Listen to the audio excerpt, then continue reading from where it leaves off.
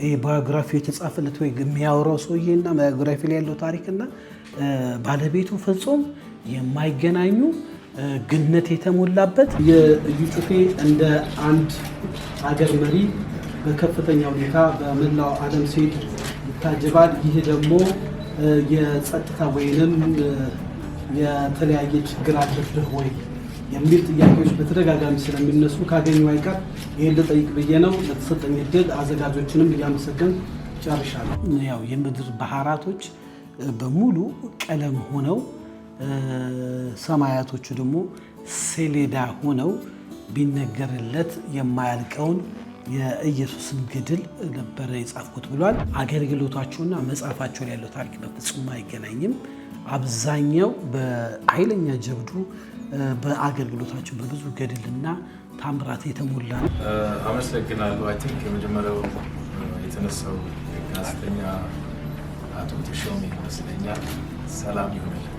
እዩ የእዩ ቤተክርስቲያን ከተተከለች ወደ 13 ዓመት አካባቢ እንደሆነና በሚሊዮኖች ለሚቆጠሩ ወንጌልን እንዳደረሰ መጽሐፉ 99% ስለ ገናናው ኢየሱስ ነው። የኔ ፓርት 2% ነው ሲል ብዙ አገልጋዮችም ተገልጋዮችም ይህንን ጸጋ ለመካፈል እንደሚመጡ መረጃ ደርሶናል።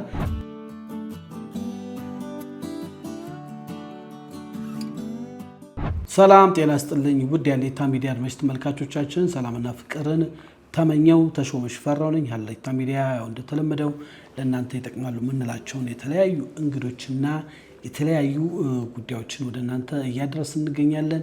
ዛሬ ደግሞ ከስቱዲዮ ወጣ በማለት ወደ ቦሌ ማዶ ሆቴል የተደረገ አንድ ጋዜጣዊ መግለጫ ነበረ። በዛ ጋዜጣዊ መግለጫ ታድመናል። እሱም እንግዲህ ወደ ቦሌ የጠራን ጉዳይ የአገልጋይ እዩ ጩፋ ወይም ጩፌ ይቅርታ በስም አጠራር ስህተት እየሰራው እንደሆነ እየነገሩኝ ነው። ከትላንትናም እንግዲህ የዚህ የምናከብረው አገልጋይ የእዩ አገልግሎትን በተመለከተ ሳይሆን በተለይ ገናናው ኢየሱስ የሚል መጽሐፍ ጽፎ እዩ ተገስቷል። እንግዲህ አገልጋይ እዩ በሀገር ውስጥም ከሀገር ውጭም በሚያገለግላቸው በድንቅና በታምራት በተሞሉ አገልግሎቶችና አወዛጋቢ ንግግሮቹ ይታወቃል። ይህ አገልጋይ እንግዲህ ትናንት ከመድረኩ ላይ በመጽሐፍ ማስመረቂያው ሳይሆን መጽሐፉ የሚመረቅበትና ጠቅላላ ስለ መጽሐፉ ይዘት የያዘውን ጠቅላላ ጉዳይ ላይ የሚያትት ጋዜጣዊ መግለጫ ተደርጎ ነበረ። በጣም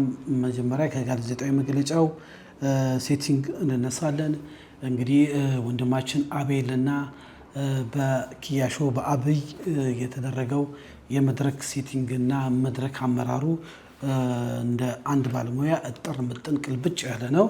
ሁለተኛ ደግሞ በተለይ ለጋዜጠኞች ወይንም ይህንን ጉዳይ ሊዘግቡ ለመጡ ባለሙያዎች የተደረገው እንክብካቤና የሻይ ቡና ስርዓቱ ቀደም ብሎ የተደረገ ስለነበረ በዚህ አጋጣሚ ጥሩ ሰርታችኋል ማለት እንፈልጋለን። እንግዲህ በትዕግስት ስንጠብቀው የነበረው አገልጋይ እዩ እንግዲህ ከሚያከብራቸው አገልጋዮች ጋር ወደ መድረኩ መጥቶ እንግዲህ በመድረኩ ላይ የምናከብራቸው ጋሽ በቄም አሉ። እንደምታያቸው ከኋላይም እዩም ሀሳቡን ሰጥቷል። እንግዲህ ስለ ጻፈው መጽሐፍ ገናናው ኢየሱስ ብሎ ሀሳብ ሰጥቷል። ይህ የምድርና የሰማይ ገዢ የሆነው ኃያሉ ንጉሥ ገናናው ኢየሱስ ትሁቱ ኢየሱስ የፍቅር አምላክ የሆነውን የሚያትት መጽሐፍ እንደሆነ ሀሳቡን እዩ በጽሁፍ ገልጿል። እንግዲህ ስለዚህ መጽሐፍ ሲናገር ከተናገራቸው ነገሮች አንዳንድ ነጥቦችን ትንሽ ልበል። እሱም ወደ 50,000 ኮፒ፣ ይሄ ማለት አሁን ባለው በመጽሐፍ ህትመት በገንዘብ ከፍተኛ ነው። በህትመትም በጣም በህትመት ብዛትም ትልቅ ነው። እዩ ይሄንን መጽሐፍ ወደ 50,000 ኮፒ የመጀመሪያ ህትመት እንዳሳተመ ሀሳብ ሰጥቷል። በዚህ ፕሮግራም ላይ ስለ መጽሐፉ ሀሳብ ያቀረበውን ራሱ በጽሁፍ ያቀረበውን ሀሳብ ወደ ኋላ ጋብዛቸዋለሁ።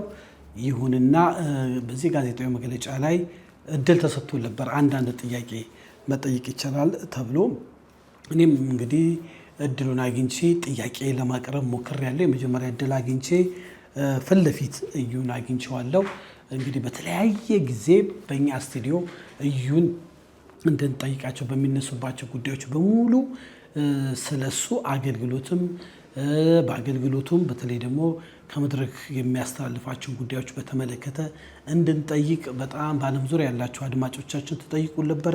ይችን በመርፌ ቀዳዳ እድል አግኝተን የመጠይቅ እድል አግኝቻለሁ። ክብረት ይስጥልኝ እዩም በፍጹም ትህትና ለሰጠን መልስ በዚህ አጋጣሚ አመሰግናለሁ። ከተቻለ በኋላ ላይ እንዳለ የኔን ጥያቄና የሱን መልስ ለማቅረብ ሞክራለሁ። እኔ ብቻ ሳይሆን ከተለያየ ሚዲያ የመጡ እንዳያችሁ መድረኩ ላይ አያሌ ሚዲያዎች በጣም ተገኝተዋል። እንዲሁም የሚዲያ የመጣበብ ነገር ይታይ ነበረ። የተለያዩ ጋዜጠኞችን መናከብራቸው እንድንትሄድ አይነት ከተለያየ ሚዲያ የተወጣጡ መንፈሳዊም ካልሆነ ቻናል ይህንን ጉዳይ ለመዘገብ በቦታው እየታደሙ የሚዲያ አካላቶች ነበሩ። እነሱም የተለያየ ጥያቄ አንስቷል። እንግዲህ በጣም የደነቀኝ ነገር ቢኖር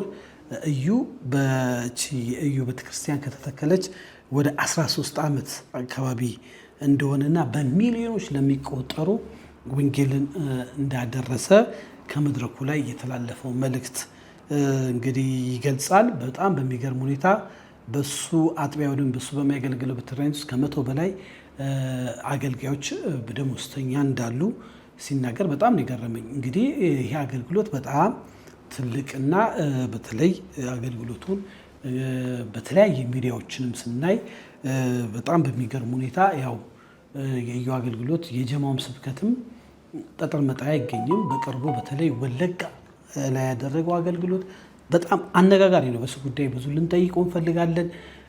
በተለያየ ክፍለ ሀገራቶች ሄዶ ስለሚያገለግለው ከኢትዮጵያ ውጭም በሚያገለግልበት ላይ እንግዲህ በእኛ ባለው ወኪሎቻችን እዩ ያገለግላል ሲባል በሀገር ውስጥ ሳይሆን በውጭም ወንበር እንደማይገኝ ወይንም ደግሞ ቀድሞ ጉዳዮቹ ብዙ አገልጋዮችም ተገልጋዮችም ይህንን ጸጋ ለመካፈል እንደሚመጡ መረጃ ደርሶናል።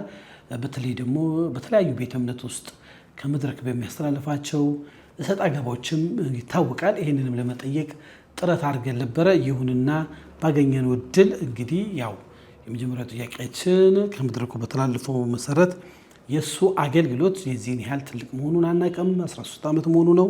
እንግዲህ በዚህ ላይ ደግሞ በሚሊዮኖች ለሚቆጠር የፈጣሪን ቃል እንዲሰሙ በማድረግ ብዙዎቹ እንደተፈወሱና ከ100 በላይ ሰራተኞች እንደሚያስተዳድር ከመድረኩ ሲተላለፍ በእርግጥ ትልቅ አገልግሎት እንደሆነ ይህ ማሳያ ነው።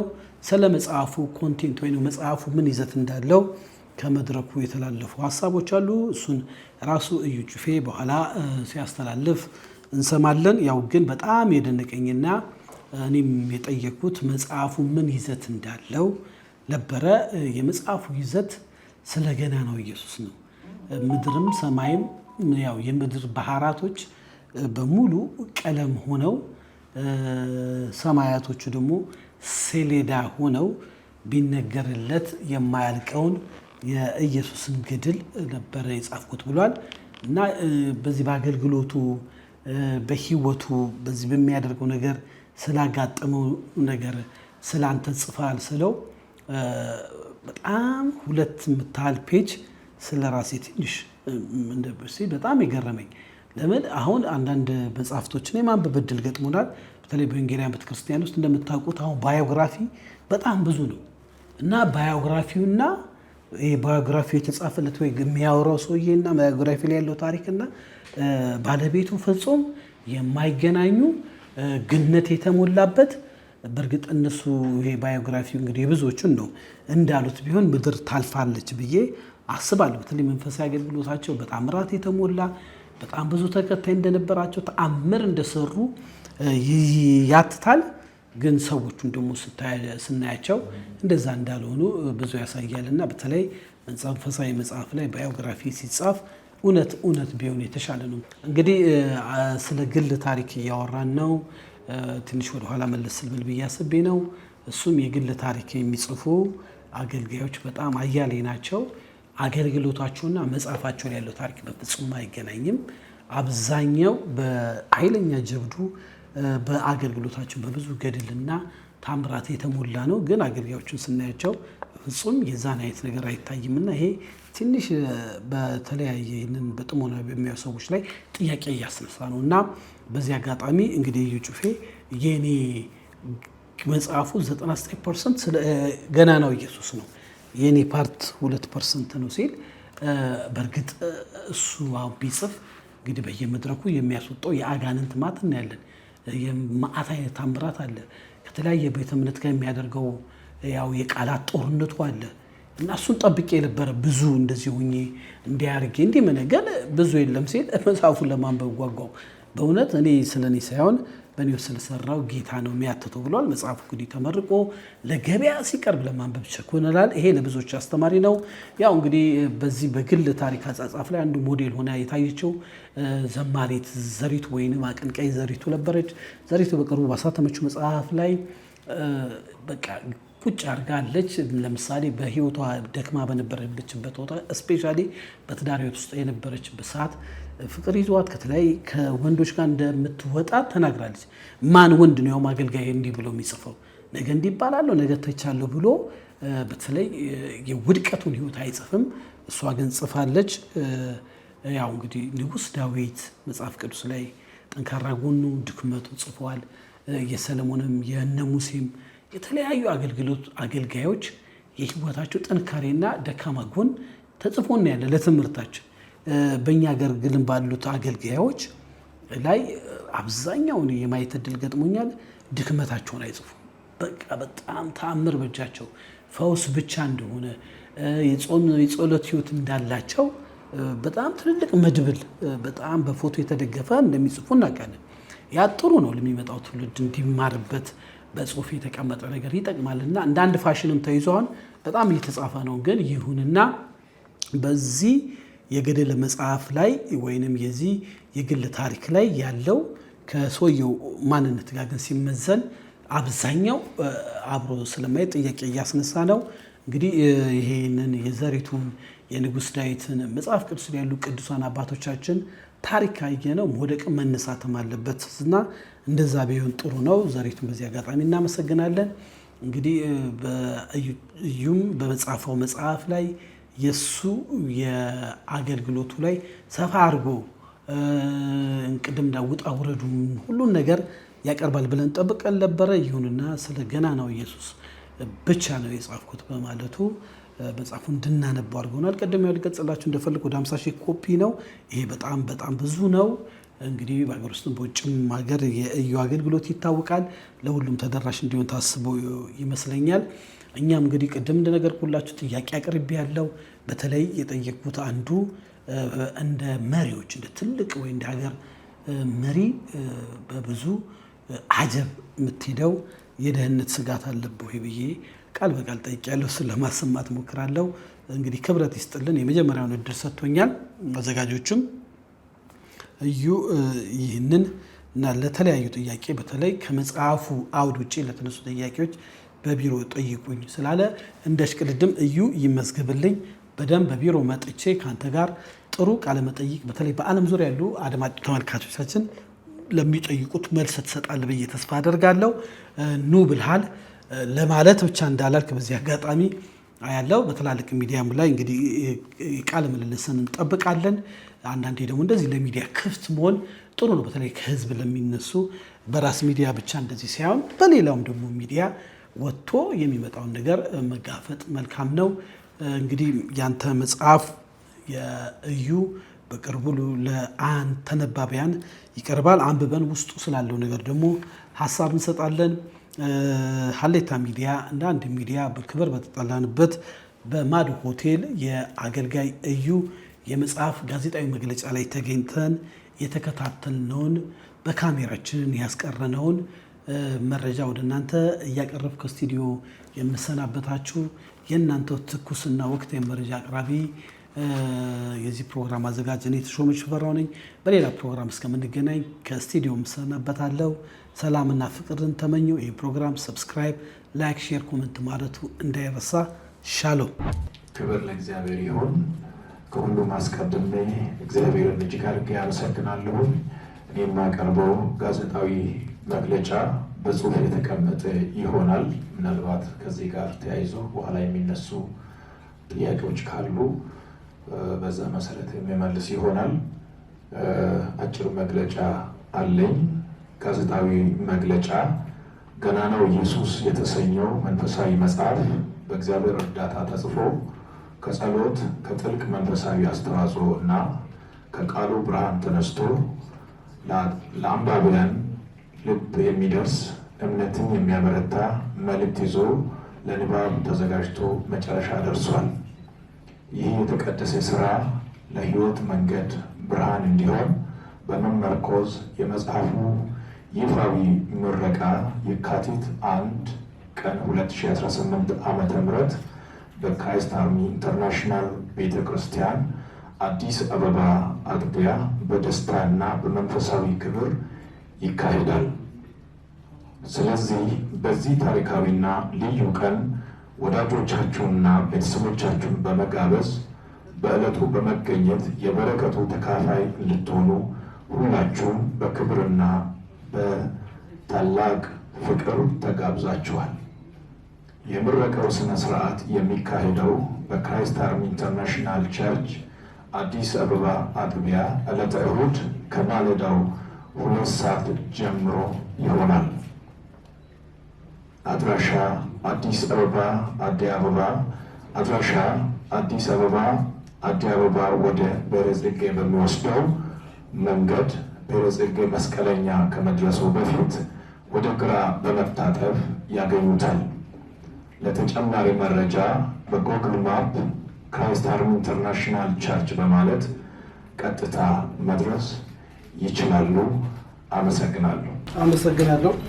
ጋዜጠኛ ተሾመ ከሀሌታ ሚዲያ ከሰላም ቲዩብ እና ከዳሽን ቲዩብ አጠቃላይ የሚጠይቀው ነብዩ ጩፌ ገናናው ኢየሱስ የሚል መጽሐፍ ለአንባቢ በማበርከት ለአንባቢያንም በተደራሲያን ስም እያመሰገንን ባለፉት 13 ዓመታት በሚሊዮች የሚቆጠሩ ወንጌል ማድረስ የሚከበር የሚደነቅ ሆኖ ሳለ ከ100 በላይ ሰራተኞችን ወይም አገልጋዮች የሚያስተዳድር እንደ ጋሽ በቄ እንደምንወዳቸው አባት አማካሪ አጠገብ ሆኖ ይህንን ትልቅ ስራ በዚህ 13 ዓመት በመስራት እጅግ አድርገን እያከበርን፣ ይሁንና አንዳንዴ በሚዲያ ስንፈልግ ልናገኝ አንችልም። በዚህ አጋጣሚ ይህንን መልስ ብትሰጠን ጥሩ ነው።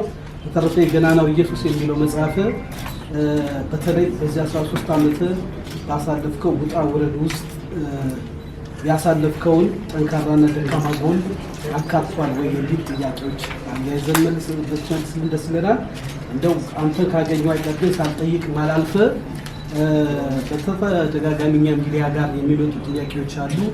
እዩ ጩፌ እንደ አንድ ሀገር መሪ በከፍተኛ ሁኔታ በመላው ዓለም ሲሄድ ይታጀባል። ይህ ደግሞ የጸጥታ ወይንም የተለያየ ችግር አለብህ ወይ የሚል ጥያቄዎች በተደጋጋሚ ስለሚነሱ ካገኘው አይቀር ይህን ልጠይቅ ብዬ ነው። ለተሰጠኝ እድል አዘጋጆችንም እያመሰገን ጨርሻለሁ። አመሰግናለሁ። አይ ቲንክ የመጀመሪያው የተነሳው ጋዜጠኛ አቶ ተሾመ ይመስለኛል። ሰላም ይሁንልህ። ጥያቄዎች በዝተዋል ማለት ስለተደራረቡ መጽሐፉ ጋር በተያያዘ ነው የምመልሰው። ሌሎች ጥያቄዎች በሌላ ጊዜ ማንኛውም ሰው ጠይቆ መልስ ማግኘት ይችላል። በእርግጥ አንዳንድ ሰው ሩቅ እንደሆንኩ ያስባል። ማንኛውም ጋዜጠኛ መጠየቅ ይችላል። በትክክለኛው ፎርማል የሆነ መንገድ አለ፣ በዛ መንገድ መጠየቅ ይችላል እና መጽሐፉን በተመለከተ አንዳንድ የተነሱ ጥያቄዎች አሉ። ሲምፕል ነው ወይ የሚለውን የተነሳ ጥያቄ አለ። በዚህ በኩል ካለው ወዳጅ ከመጽሐፉ ጀምሬ ሌላ ነገር አስፈላጊ ከሆነ መነካካት ይችላሉ። ግን በዋናነት መጽሐፉን በተመለከተ ለመመለስ ያህል መጽሐፉ ገናናው ኢየሱስ የተሰኘ የሁሉም ነገር ጀማሪ የሁሉም ነገር ፈጻሚ እንደመሆኑ መጠን ከምድር ጀምሮ እስከ ሰማይ ከሰው እስከ ሌሎች ፍጥረታት ድረስ ያለውን ነገር አድረስ ያደርጋል። ገናናው ኢየሱስ ብሎ ይጀምር እንጂ በመሃል ላይ የተለያዩ የንዑስ ርዕሶች አሉት። በዛ ውስጥ ሰዎች ስለ ገናናው ኢየሱስ እንዲመሰክሩ የሚያነሳሱ በጣም ትልልቅ መልእክቶች አሉበት። በኢየሱስ ይጀምራል፣ በኢየሱስ ያልቃል። የመጽሐፉ ትልቁ መልእክት ስለ ኢየሱስ ነው የሚያወራው። በዛ ውስጥ በአንድ 2 ፔጅ ያለቀ ስለ ጸሐፊው ወይም ደግሞ ስለ እዩ ጩፋ የሚያወራ 1-2 ገጽ ላይ ያለ ማን ነው የጻፈው፣ ጸሐፊው ማን ነው፣ ስለ እኔ ማወቅ የሚፈልግ ሰው ካለ አጭርዬ መልእክት በመጨረሻው ፔጅ ላይ ያለ። ከዛ ውጭ ያለው ሁሉ ስለ ኢየሱስ ያወራል። መጽሐፉ አጠቃላይ ወደ 250 አካባቢ በሚሆን ገጽ ላይ ነው የሚያልቀው። ቮልሙ ትልቅ ነው። ሳምፕል ነው እዚህ ላይ ያለው እና ትልቅ ነው ቮልሙ። የመጨረሻ ላይ የታተመው ከዚህም በላይ ነው። ይሄ ወደ 180 ምናምን ነው ይሄኛው። በኋላ ለማንበብ መጀመሪያ ላይ ወስደን ነው 250 አካባቢ ላይ ነው ያለቀው። የሚያነብ ሁሉ ይጠቀምበታል ብዬ አስባለሁ። ሰዎች ካነበቡ በኋላ ለምስክርነት እንዲነሳሱ የሚያደርግ ስለ ኢየሱስ እንዲመሰክሩ ቤት እንዳይቀመጡ ለማድረግ ታስቦ የተጻፈ መጽሐፍ ነው። ባነበቡ ሰዓት ስለ ኢየሱስ ለመመስከር ድፍረት ያገኛሉ ብዬ አስባለሁኝ። ከዚህ ጋር ተያይዞ ስለ ዋጋውም ተነስቶ ነበረ። ዋጋው ለጊዜው በዋጋ ደረጃ የተተመነ ነገር የለም። በተባለው ወረቀቱም የተለያዩ ነገሮች የጨመረበት ሁኔታ አለ። ግን በዋናነት ከዋጋ ይልቅ ሰዎች እንዲያነቡትና ሰዎች ጋር እንዲደርስ ነው። አማካይ የሆነ የዋጋ ሁኔታ ይቀመጣል። ብዙ ከዋጋ ጋር በተያያዘ አከራካሪ ነገር አይኖርም። የመጽሐፍ ከታች እስከ ላይ ድረስ ሬንጅ አለው። ከዛ ውስጥ የወጣ ነገር አይኖርም። የታተመው በሀገር ውስጥ ነው። ለአሁኑ ግን አንድ 50,000 የሚሆን ኮፒ እንደታተመ ነው ወይም ደግሞ ታትሞ እንደሚቀርብ ነው። እንደ ሰዎች ፍላጎት በብዛት እየታተመ ለአንባቢያን እንዲደርስ የምናደርግ ይሆናል። ይሄ ነው ያለኝ ነገር። የተለያዩ ሀሳቦች ተነስተዋሉ። እዛ ያለች እህታችን ኮንትሮቨርሻል የሆነ ነገር ብላለች። ያው ኢየሱስ በራሱ ኮንትሮቨርሻል ነው። ኢየሱስ ጌታ ነው ማለት በራሱ ኮንትሮቨርሻል ነው። በዚህ ዓለም ውስጥ በማይባል ዓለም ውስጥ ኢየሱስን በሚቃወም በሚጠላ ዓለም ውስጥ ኢየሱስ ጌታ ነው ማለት እግር ባላነሳም አሁን እግር ማንሳት ብቻ አይደለም፣ እሱ ጋር እመጣለሁ። ግን ኢየሱስ ጌታ ነው ማለት በራሱ ኮንትሮቨርሻል ነው። ከዛ ሲያልፍ ደግሞ ካራቴው ቀርቷል ወይ የተባለው አልቀረም፣ እንዳውም ታድሷል። ካራቴው አልቀረም እና አለ። ያው በፊትም ቢሆን ካራቴ ብቻ አይደለም፣ ጩህና ውጣም አለ። በእጅም ይወርቃል፣ በእግርም ይወርቃል፣ በድምፅም ይወርቃል። የለም እሱ ነገር በፊትም አልነበረም። በሰዎች በሚሉት መንገድ የለም፣ እኛ በምናውቀው መንገድ ግን አለ።